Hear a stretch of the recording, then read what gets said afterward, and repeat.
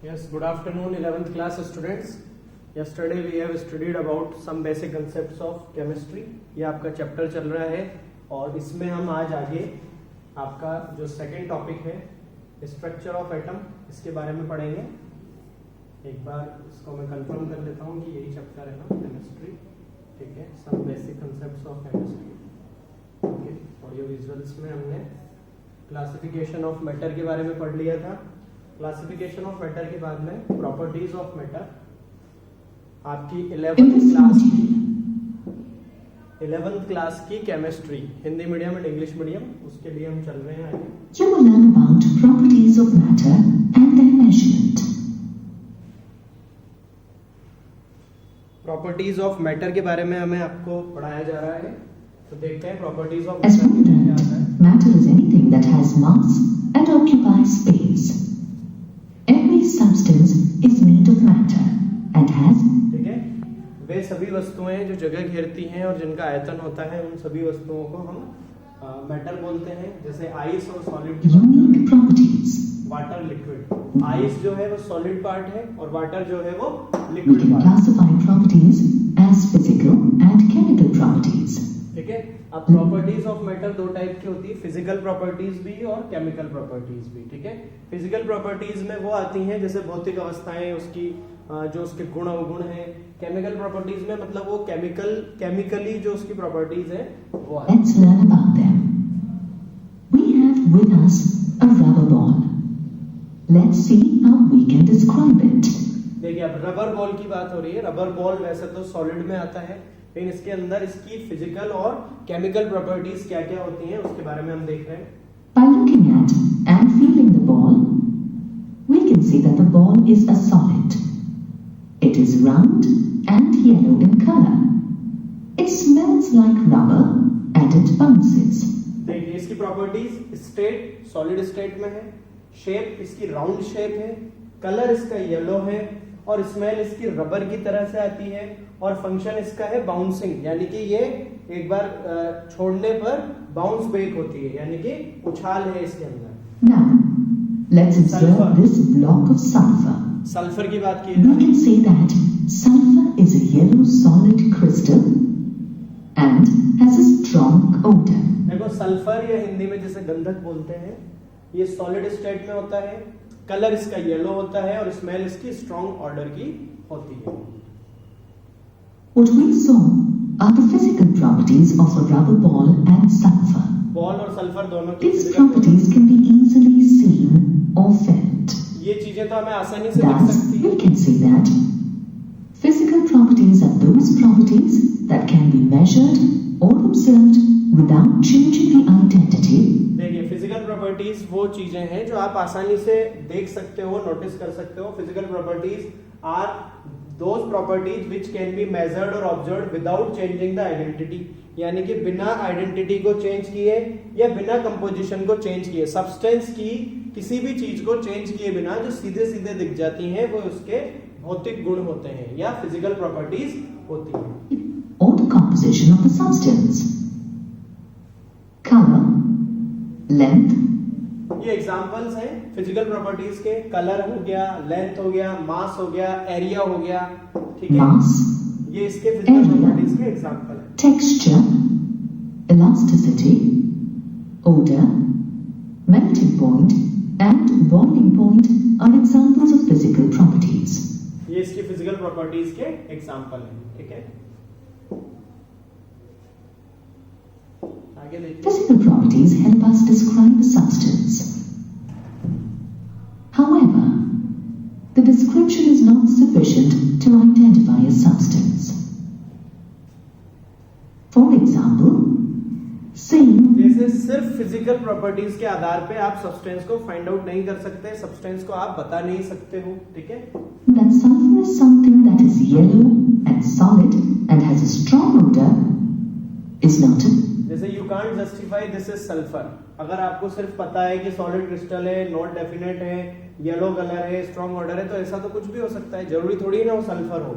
इसके लिए हमें केमिकल प्रॉपर्टीज पता होना बहुत ज्यादा जरूरी है. enough. Because there can be many solids that may have the same properties. including a yellow rubber ball. Hence, it is necessary to also know the chemical properties of a substance to important to know chemical properties, इसलिए chemical properties पता होना अति आवश्यक है। identify it correctly. रासायनिक विशेषताएं, The chemical properties of a substance can be observed when a substance undergoes a chemical change. ठीक है, केमिकल प्रॉपर्टीज तब पता चलती है जब कोई भी सब्सटेंस केमिकल चेंज के बीच में आता है, यानी कि कोई भी सब्सटेंस में केमिकल चेंज होता है तब उसकी केमिकल प्रॉपर्टीज हमें पता चलती है। Chemical properties are those properties which can be observed when a substance undergoes a chemical change, यानी कि जब किसी सब्सटेंस में केमिकल चेंज होता है तो उसकी केमिकल प्रॉपर्टीज हमारे नोटिस में आती है, हमारे ध्यान में आती है। Flammability, reactivity to an acid, and reactivity to ये water. कुछ एग्जांपल है केमिकल प्रॉपर्टीज के। फ्लेमेबिलिटी यानी कि ज्वलनशीलता, रिएक्टिविटी टू एसिड यानी कि अम्लों के साथ वो कैसा रिएक्ट करता है, अम्ल, एसिड यानी अम्ल, रिएक्टिविटी मतलब उनके साथ कैसी अभिक्रियाएं करता है, रिएक्टिविटी टू वाटर और पानी के साथ वो कैसे अभिक्रियाएं करता है। ठीक है, ये बाइलिंगुअल आपको पढ़ा रहा हूँ, यानी कि हिंदी मीडियम इंग्लिश मीडियम दोनों के स्टूडेंट इससे पढ़ सकते हैं। आपका कोर्स सेम है, आपकी बुक्स सेम है, सिर्फ ट्रांसलेशन है वो मैं आपके लिए कर रहा हूँ। ठीक है, तो हिंदी मीडियम वाले स्टूडेंट्स बुक में देखेंगे सब चीजें एज इट इज मिलेगी, इंग्लिश मीडियम वाले बच्चों को सारी चीजें एज इट इज मिलेगी, पर आप बुक्स परचेज कीजिए पहले। Examples of chemical properties. For example, if we burn sulfur, it produces a blue clear flame. Thus, the blue clear flame is a result of chemical property. ठीक है, जैसे एक example दिया केमिकल प्रॉपर्टी का, blue clear flame यानी कि बिल्कुल साफ नीली, और फ्लेम्स यानी कि इसकी जो वो निकलेगी लपटें निकलेगी आग की, वो कैसी होंगी, नीली और साफ। बर्निंग सल्फर, किसको जलाने पर, सल्फर को जलाने पर। When performing a chemical experiment, scientists study the properties of substances. This sulphuric acid, involves measuring the quantitative properties of the substance. A quantitative measurement comprises a numerical value measurement की बात करें हम, यानी कि उसका नाप जो होगा उसकी न्यूमेरिकल वैल्यू यानी कि जो भी उसकी अंकीय and गणित a है, unit. और यूनिट के For बारे में। example, this block of sulfur weighs 200 grams. Here, 200 is the number and grams is the देखो 200 तो इसकी न्यूमेरिकल वैल्यू हो गई और यूनिट हो गई इसकी ग्राम। जैसे आपको कहा 1 किलो शक्कर लेकर आना, तो 1 तो हो गई उसकी न्यूमेरिकल वैल्यू और केजी हो गई उसकी यूनिट। ठीक है, तो मेजरमेंट जो होता है वो न्यूमेरिकल वैल्यू और यूनिट के साथ किया जाता है। unit. The units of measurement are derived from two systems, the English system and the metric system. The English system included units such as दो टाइप के सिस्टम है, इंग्लिश सिस्टम और मैट्रिक सिस्टम। ठीक है, yard, foot, inches, miles, ये English system के example है, yard, foot, inch, miles और gallons. and gallons, to name a few. However, there was no uniformity in the conversion of one unit to another. In 1791, the French और एक system से दूसरे system में हम convert कर सकते हैं। Academy of Science introduced the metric system. Under the metric system, the units of physical quantities relate to each other. Multiples of powers of 10, आपने कई बार साइंस में देखा होगा कि 10 की पावर्स में बहुत सारी क्वांटिटीज को, अगर वो बड़ी संख्या में हो, ज्यादा नंबर्स में हो, तो उन्हें पावर ऑफ 10 से हम डिनोट करते हैं As multiples of power of 10. For example, 1 kilometer equals 10 to the power of 3 ये आपने बहुत meters. पहले पढ़ा हुआ है बेसिक चीज। This system was found to be convenient. Matric system में मल्टीपल्स ऑफ पावर्स ऑफ 10 में लगाते हैं, यानी कि 10 की घातों में व्यक्त किया जाता है।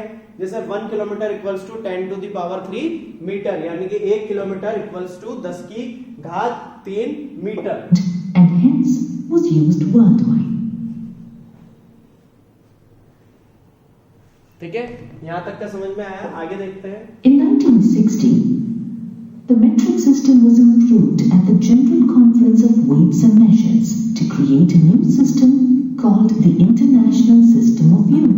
SI यूनिट के बारे में हमने फिजिक्स में भी पढ़ा है और उसके वो 7 जो मेजरमेंट्स थे वो भी आपने बहुत अच्छे से पढ़े हैं।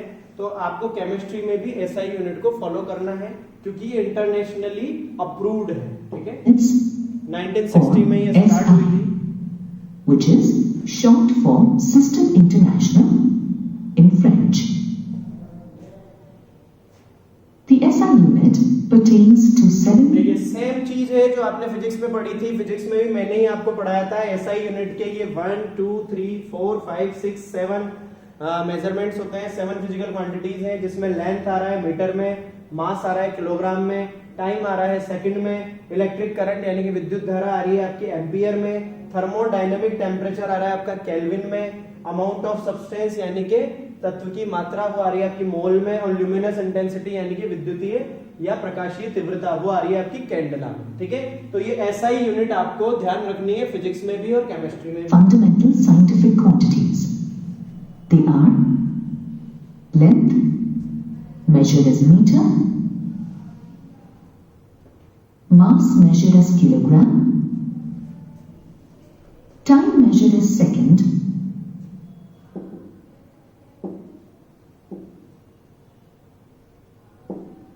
ठीक है, उसके बाद मास किलोग्राम में, इसकी बेस फिजिकल क्वांटिटी है लेंथ। ठीक है, symbol for quantity 1, name of unit SI unit metre, symbol for SI unit metre. ये आपको ज्यादा समझाने की जरूरत नहीं है क्योंकि फिजिक्स में आपने समझा हुआ है। International prototype of kilogram at BIPA, which is equal to 2.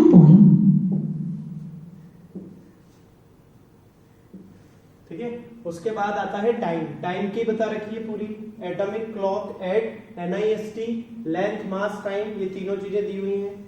ठीक है, Responding to the transition between two hyperfine levels of the ground state. आगे देखते हैं, इसमें इलेक्ट्रिक करंट के बारे में बता रखा है, thermodynamic temperature, amount of substance. आपकी बुक में सब एज इट इज दिया हुआ है, आप इसको पढ़ सकते हो। अब वापस से मास, वॉल्यूम, डेंसिटी, टेम्परेचर, ये जो बेस क्वांटिटीज है उसमें से आपका आ गया मास, लेंथ और टाइम। ठीक है, 3, और उनके अलावा 4 नेम्स जो अभी आपको बताया वो सारे बेस क्वांटिटीज के एग्जांपल हैं। Volume, density, temperature and temperature. Think about it. Is mass the same as weight? Oftentimes,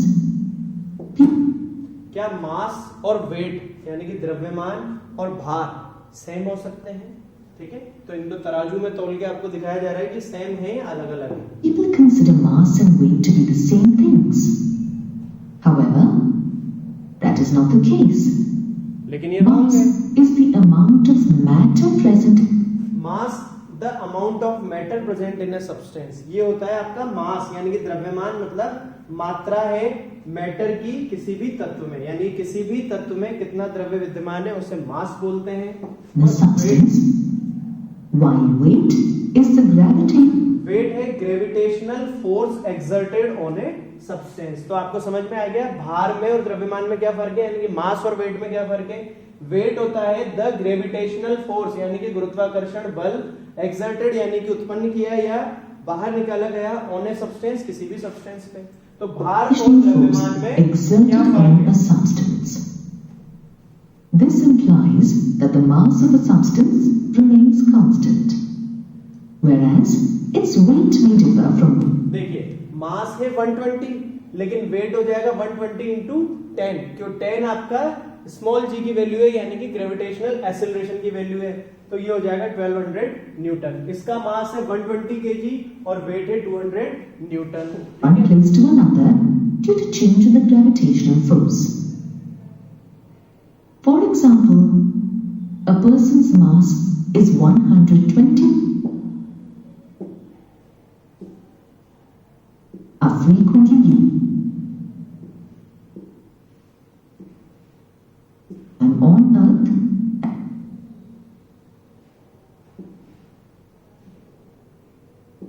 continue. In person on Moon. this case, 200 Newton. This is because the gravitational force of Earth and Moon differ. Mass can be accurately measured with the help of analytical balance. देखिए मास को आप accurately manage कर सकते हो, accurately count कर सकते हो। Now let's look at volume. अब क्यूब की बात करते हैं, The वॉल्यूम की base बात करते हैं। SI unit of volume is cubic meter. ठीक है, क्यूबिक मीटर इसकी वॉल्यूम होता Smaller है। units, such as cubic centimeters, are frequently used in chemistry. Another unit of volume that is commonly used is liter.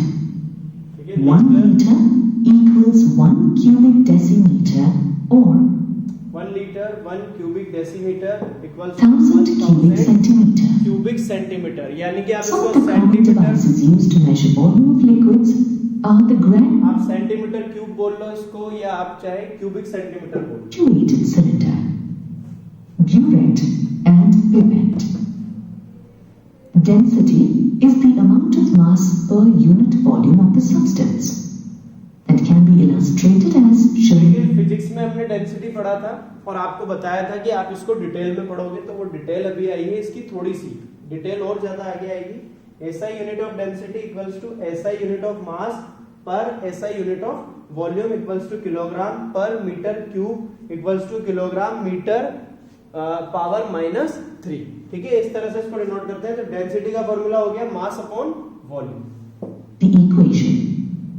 As this unit is large, chemists often express density in grams per cubic centimeter. ठीक है,